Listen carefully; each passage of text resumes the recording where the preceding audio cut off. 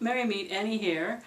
This video is a response to Mirkwood 90. I've totally forgotten the name of his video, but I'm linking it in the comment box so that you have an opportunity to check it out. I dare say that Evan and I have kind of an odd couple friendship. It's the difference in our ages. It's the difference in our experiences. And I don't mean that because I'm older, therefore I have more experiences. I don't mean that at all. I mean that we have very different life experiences.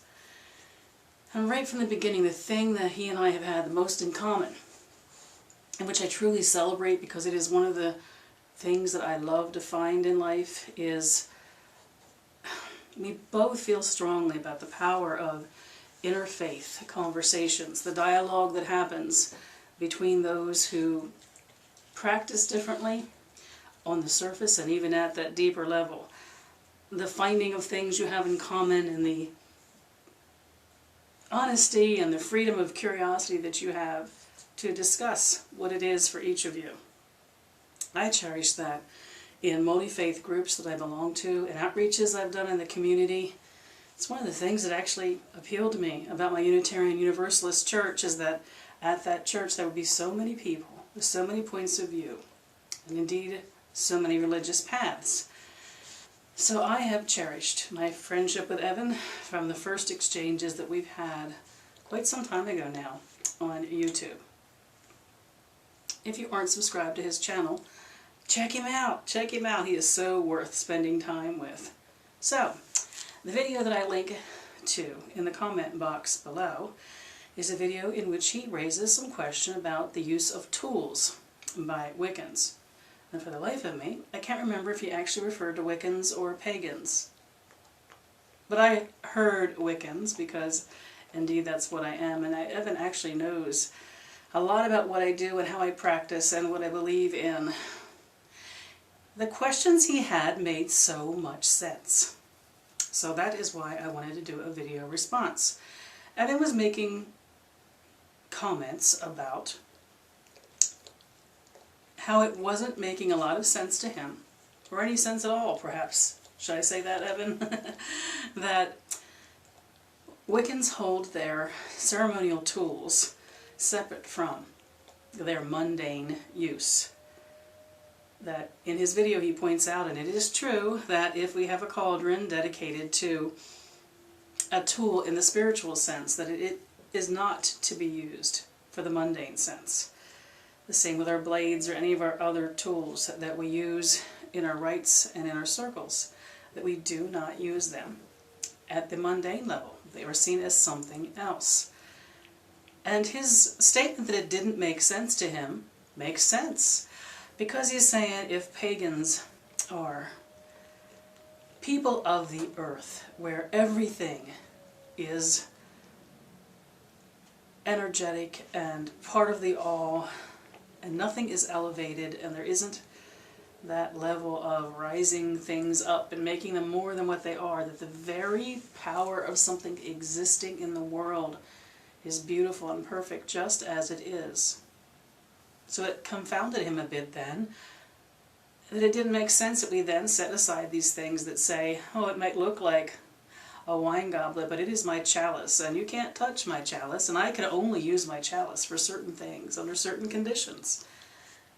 Why did something that it would make sense that we would think a pagan would think is sacred just in the essence of its being, even at the most mundane level, why can't it be used for more than one thing? Why is it preserved for this special use? Now, in his video he talked about the fact that, I'm going to guess that it must have been something that someone mentioned to him, that to use a tool outside of what it has been dedicated to desecrates the tool. I don't have a relationship to the word desecrate, so I can't directly address that. However, I can address why I don't use any of my dedicated spiritual tools for anything else but what they've been dedicated to. So yes, something as common as my chalice, which just looks like a wine goblet. Something like my blade, which, why couldn't a knife be used for many, many things? Why is it dedicated to just this thing and not to be used for anything else? So many of the things that I use in my rituals that are the tools of my craft are only used in alignment with the purpose they are assigned within the work that I do. And there would be two major reasons. The first thing is they are seen as vessels of energy. My blade is not considered to be a blade in the sense that it's a knife, a common knife. It is seen as holding the energies of all the work that it has ever been a part of. The same for my chalice and my paten, for all of the things that I use, including the besom, everything that I use in my spiritual practice that has a mundane source is considered to hold the energies of its usage in ritual, in my prayers, in the magic working that I have done with it over the years I've had it, and for all of my tools, almost all of them. My chalice is actually relatively new. Lots of workings and lots of energy which are a part of them. They are considered to be a vessel. And the fact that they come from the mundane, something as simple as a wine goblet becomes a chalice, is considered an acknowledgement of the elevation of the mundane to the spiritual. That no matter how small something seems, it can be elevated to this level.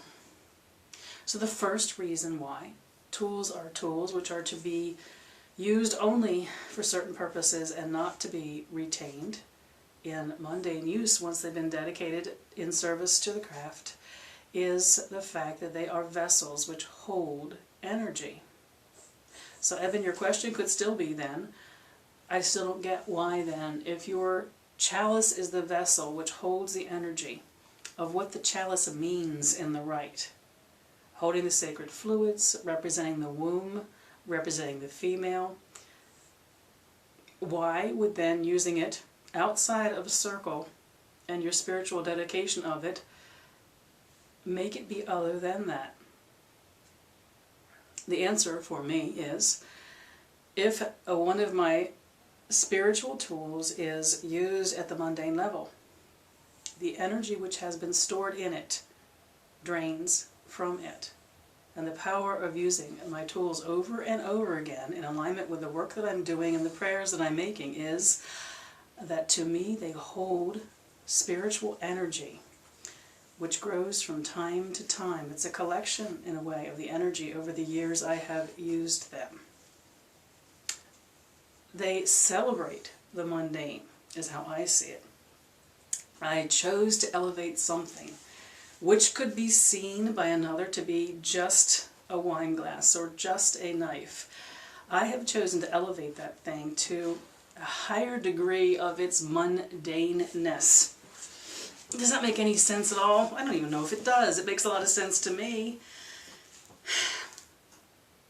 I wouldn't want to have something that was totally exotic and outside of the norm become a spiritual tool that I used in my practice.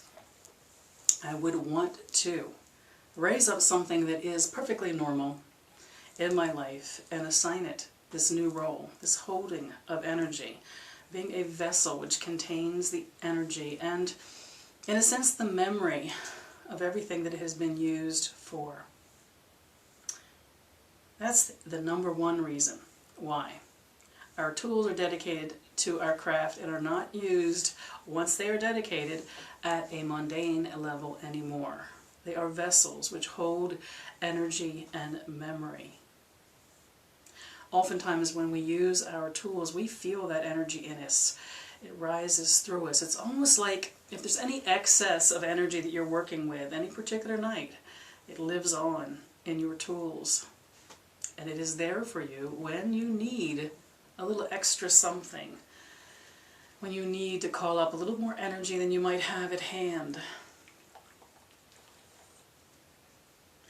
And the second reason that my tools are used only in my work, my meditations, and my prayers is they are considered to be partnered with me. The specific blade or chalice or paten or broom, any of these specific tools that I work with, and I will include in that my bell and my censer, I have a relationship with that particular tool. It is me and them, partnered together. It's an exchange of energy, it's a bonding, it is something which is, Evan, very Wiccan of me, this relationship to my tools. It is definitely part of the ceremonial magic history of the work that I do. It's a partnership and a bond. So it is not like picking up any of the wine goblets on the rack in my kitchen. It is picking up something that you have a relationship with. And the relationship deepens the more you use that item over and over again. So it's very different from its mundane mirror.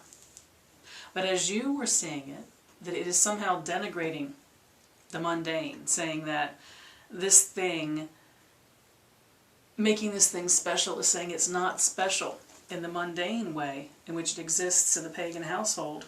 I say instead that it is elevating the mundane to the sacred, both by the relationship of the user to the tool, the knowing of it. Our tools almost have a personality to us. We know them, we recognize them. They lend themselves to our circles and our workings. And they are vessels which hold memory. They hold energy. The oldest of my tools, the ones I've had for the longest, my blade being probably the oldest of my tools, my history's wrapped up in that blade. Oh yeah, you could say it's all in my head, this history, this energetic thing that I feel. I have no doubt, but that in a great part it is. However, when I take up my blade, I know what it means to me. That particular tool has a symbolism, a purpose, and a focus for me. When I take up the same one, knowing whenever I take it up it's used only for a particular set of things, indeed it is like no other blade. It is like no other wine goblet or broom. My brain knows when I have it in my hand, when I pick it up, what we are setting out to do. It's an emotional attachment, and it is an energetic attachment. And of course in the work that I do, I consider it to be a spiritual attachment also.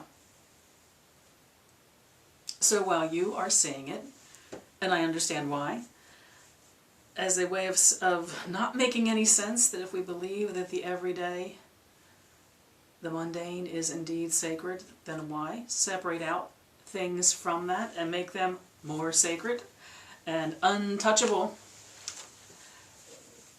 It's not that to me. It is a raising up and celebrating that these things come from the everyday tools in our life, and that we have chosen to partner with them, that we have chosen to give them a certain meaning and a certain symbolism. And when I pick up my blade, I know what I'm about. I know what I'm about. I know what my use of it is going to be. I know what the energy relationship I have with it is. I know why I'm going to use it.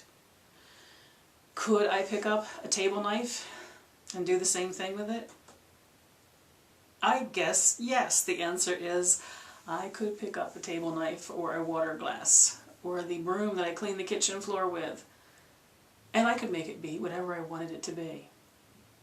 But at the subconscious level, I have used my tools so many times only for their magical purposes that when I pick up that particular blade or goblet or broom or censer or bell,